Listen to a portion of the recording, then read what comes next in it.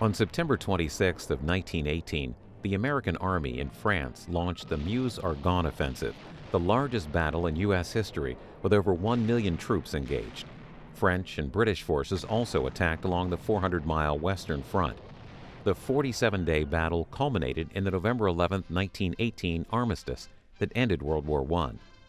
Historian Mitchell Yackelson and French battlefield guide Guillaume Moisan guide us to several key Meuse Argonne locations in northeastern France, including places where Harry Truman, George Patton, and Douglas MacArthur had formative life experiences. Along the way, we discover several artifacts of the Great War, including an unexploded 75mm artillery shell on the floor of the Argonne forest. So on the morning of September 26th, the 35th Division attack is heading in this direction, but they're starting to fall apart. There's heavy German firing and the troops are scattering. They're supported by tanks, Renault tanks, led by Brigade Commander Lieutenant Colonel George S. Patton.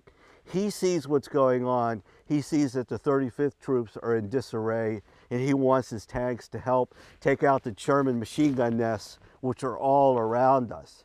He's leading the tanks forward, but they also run into trouble, right? They start getting blocked up into shell holes and trenches.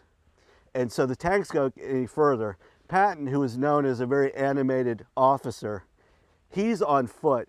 He grabs a shovel off of one of the tanks and he teaches his men and encourages them, probably use a lot of profanity, and he has them start digging out of the trenches. Eventually, they get the tanks dislodged and they head forward. As they're moving, Patton is hit by a machine gun blast, most likely right somewhere from around this area? Yes, probably. Probably he was fighting in the field down there. Well, something looking like, and most of the firing was probably coming from the slopes, indeed. So Patton is hit. He's shot in the leg near the groin. It's a horrible wound. He's bleeding profusely.